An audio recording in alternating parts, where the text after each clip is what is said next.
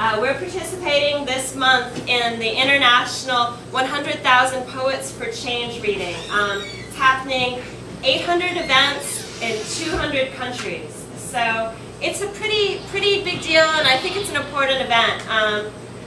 Shelley once called poets the unacknowledged legislators of the world, so we're going to hear what our poets have to say today. We have 6 amazing readers, and our first reader is going to be Mark Wallace.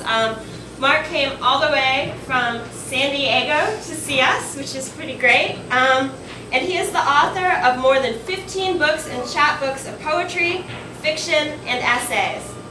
Temporary Worker Rides a Subway won the 2002 Gertrude Stein Poetry Award and was published by Green Integer Books. His critical articles and reviews have appeared in numerous publications, and he has co-edited 2 essay collections, telling It Slant, Avant Garde Poetics of the 1990s, and A Poetics of Criticism. Most recently, he has published a novel, The Quarry and The Lot, and a book of poems, Felonies of Illusion. And his chapbook, The End of America, Book 1, has just come out with Dusie Kollektiv, and it's wonderful. All these books are wonderful. But he teaches at California State University, San Marcos. Please join me in welcoming Mark Wallace. So I'm very pleased to be here tonight, reading this reading series that Megan has been and others have been running. I'm sure you all know this, but it's really great when you have somebody in the town who's like arranging events and making opportunities possible, not just for themselves, but for other people. You know, and if there's anything, right? And that's the thing that I mean, Megan, who is a very fine writer in her own right, is not just doing things for herself; she's doing things for others, and that's really what makes the difference. And to be part of here of the 1,000 Poets for Change, and she's right, there are people reading from their poems all over the world today as part of this event, which was originally organized by Michael Rothenberg from the Bay Area, a guy I've known for many years now, so I'm pleased to be part of that as well. Megan said I'm living in California these days, and I've been writing a long series of poems about California that I call The End of America. And people say, well, when do you think America's ending or something like that? I'm like, I'm talking about the concept of America, and I'm also talking about the fact that where I've been living for the last 5 or 6 years, it is 2 blocks from where I live to the end of America. I walk down the street and it stops there and the Pacific Ocean starts. But nonetheless, these poems are also about what life has been like in San Diego, what life is like around the West Coast and all of the Pacific Rim, which extends to Japan and places like that too, where things have been, in California, as things have been here, I know, even more so maybe in many ways, really difficult, especially in recent years. I'm going to read, half of what I'm going to read is from the 6th part of End of America, which is just one long poem. I'm not going to try to read anywhere nearly the whole thing. And this section of the book was begun right after the financial crash in the United States in 2008. And I don't know exactly what went down here, but I know that in California, where I live, whole neighborhoods, even of new homes, were abandoned by people who could not afford them anymore. Destroyed the houses before they left. It was a very ugly scene. Anyway, that's where this part of the poem begins, and then I'm going to do some shorter poems in the second half of what I'm doing, and I'm going to take a look at my watch so that I know what time it is. Anybody know? So this is from The End of America, Book 6. It's not that some promise has been broken. That was never so consistent as anyone imagines. America is said. The people is said. The crow calls out its domination from the acacia trees. The connections between business and government, who runs who, the shouts across screens as people abandon overpriced high-end tract houses, plug toilets with concrete, leave pools untended and leaking, breeding mosquitoes and disease. Purchase stench runs wild from any grounding in things. Brick, pressed wood, bathroom fixtures, all calculated through the competing, conspiring cries about getting rich quick or owning a family home, collide into a mind game bubble The American dreamscape collapses on the desire to keep others out. My job, my family, my home. No one studies happiness, Charles Olson wrote, yet theories, questioned or not, spin out constantly from themselves. Belief is a high-stakes con. Which leaves me looking across the courtyard, two boys on skateboards talking, sound of grass being cut in the distance, no smell of oil for now. Please don't water your lawns more than 3 times a week, the public service ad pleads, probably uselessly. $60 last week for a tank of gas, even in one small car. Drive it from parking lot to lot, drive to work to pay for driving. $20 now, not for long, cord scratch off, screeching feedback. Empire of senseless interruption, cling and whir, seeing the world before having the baby, forge.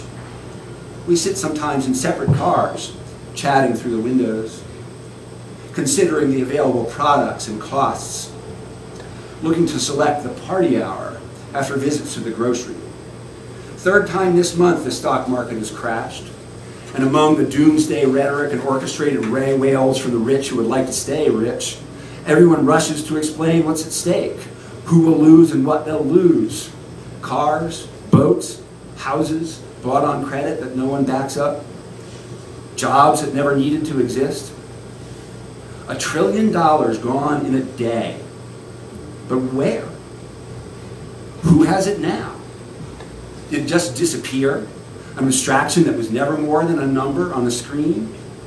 Did it go to London or Hong Kong? Is money finally only faith in money? Will the rich get poor and the poor poorer? Will media sources babble less? What about farmers, dentists, plumbers, professors at state universities? Yesterday, thunder, lightning, and rain cruised to the shore above the highway only, the sun shining sharply on the edges of a single large cloud. The postman brought mail, house finches called, dogs took shits, their owners scooped them up. Some. A few more dead from a recent hurricane are found in a house in Galveston. Time to get bread and milk, talk to the checker at Vaughn's, who may not understand Wall Street, according to the local news. At times, feeling abandons me, and now, when it goes, I sit flat, breathing. A man who works a job for a living. Only that. The only thing I was trained for. And I wonder what feeling leaves behind.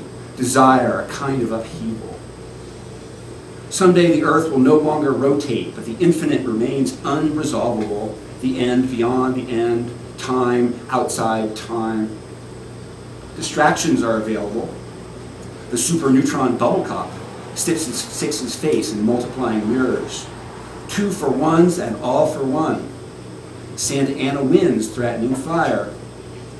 Your fancy warranty doesn't cover the cheap plastic USB port built in poorly during mass production. In love at 14, married at 18, divorced at 20. The annual large brush fire evacuation sequence causes an angry local outcry. At first, its smoke plumes look like calmly isolated marine layer clouds that hang inland as if they've forgotten where they should be. He listens for news on the half hour, goes broke slowly, so no one will notice. In class, a young woman compares a potential Obama victory to a funeral, but doesn't say what she thinks will die. New fusion power razor heads. Soon enough, kickback socket packet puffs, unsubstantiated, arrive in pairs. Ears pinned to a replica of our faces on their rival board, just by the McDonald's. No way to haul it down to the docks.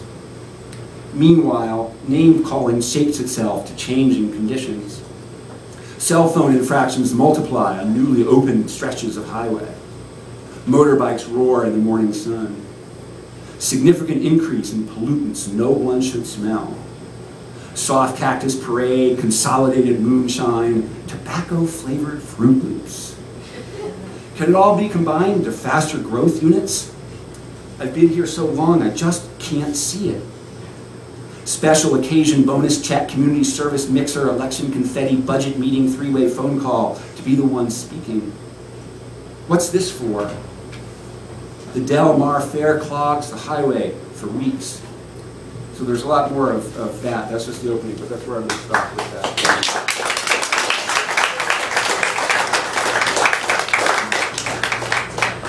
So I'm going to read about 5 or 6 somewhat shorter pieces from a later collection of the End of America, written a few years later.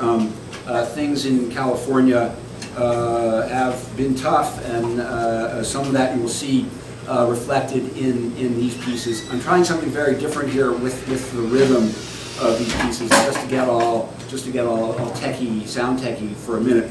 A lot of American poetry sort of defines itself as trying to write with somebody's natural breath, and there's a lot of troubling stuff around what makes your natural breath and what it really sounds like. And I'm not the only person to do this, but when I was sort of writing these, I was thinking to myself, actually I want the breath to sound a little bit unnatural, because I think there's something interesting about, something that doesn't try to be natural. There's a lot of great music that doesn't try to be natural. And anyway, that's what's going on in some of these. But again, they're about the scene of Southern California.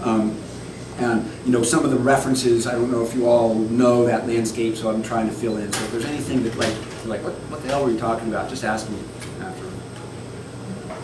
Okay. So this is from poems from End of America 8. Home is where I hide out, guns drawn, waiting for Adobe Flash Player, or a phone call to slip abstract money out of my abstract image of myself. Tried to define a tree and realized I don't know much about whose definitions I've been borrowing to steal some fire, breathing into a complacent system just for getting everything over with. What would Captain Kirk do?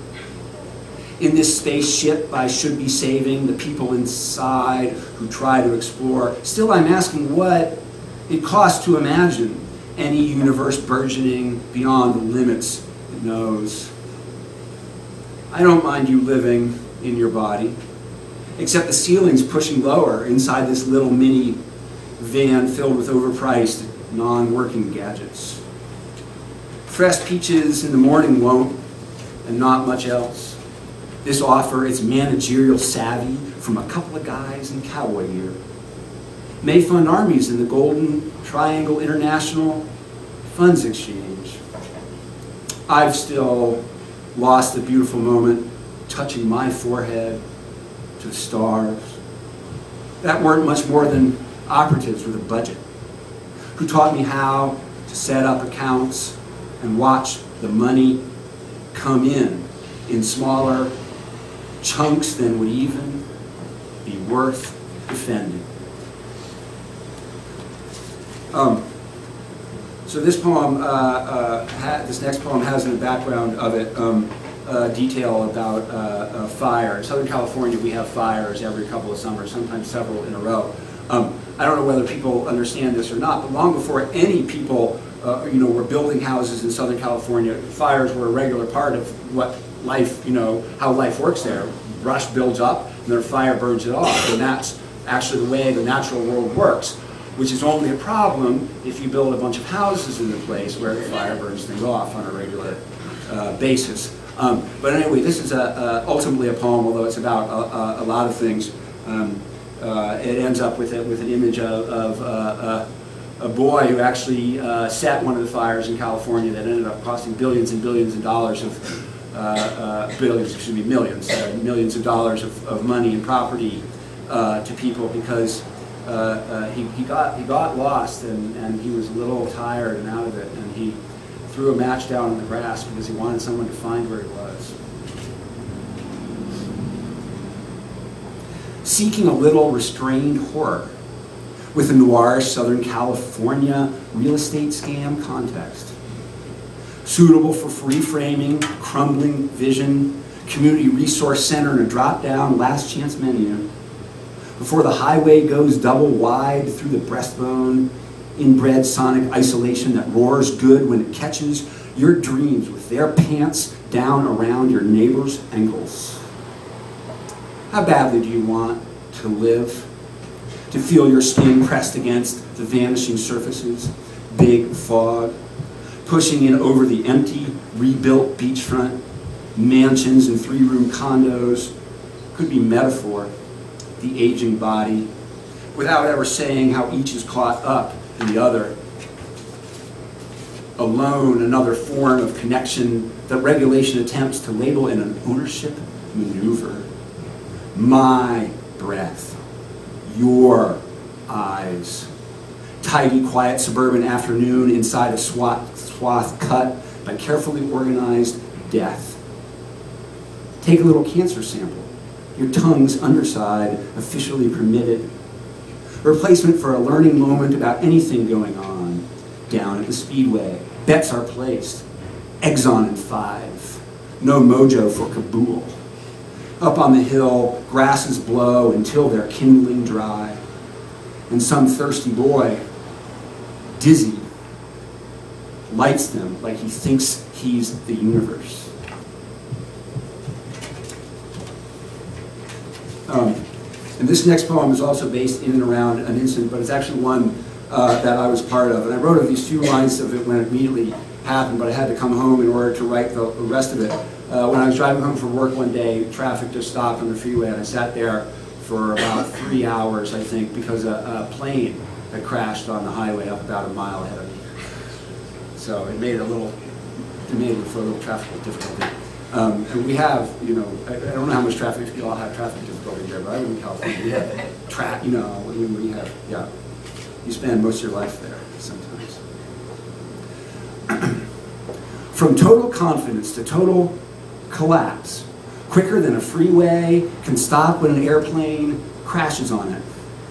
Guess a few of these people in cars won't be going anywhere except their spot just right there. The radio wraps up what nobody's getting any time now that members of Congress receive their speeches directly from Genentech, subsidiary of the Swiss drug giant Roche, not to be confused with the Belgians who bought Budweiser. Even Comic-Con is sold out of the bargain for day passes. May I mention the blow-up elephant in the blow-up media room. The choices themselves do the choosing, basically cheating, then taking the chance to blame the Chinese for actually making tires, toothpaste, plastic, pipe. Maybe a run will burn these words out later. From the battered head, reception unit going by my name, assumed and genuflecting at properly calibrated intervals. A person, see, is one of the options passed up.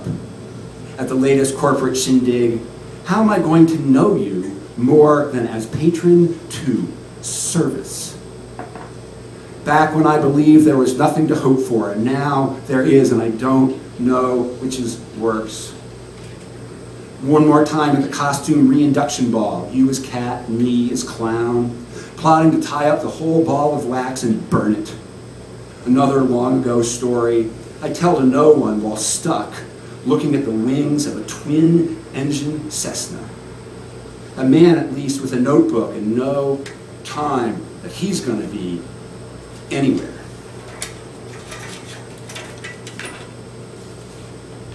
And then just a couple more of these. Backtown Gray, just in it for the thrill soundtrack. Half-meant attempt at seeming one of any group, thinking itself one. Not so far, also from any 13 newly formed wrinkles or degrading who much wants to know. The woman eating dog food over the holidays, a block away from the business transit center. Oh, vast commuter system, its abandoned dream, some possible working together.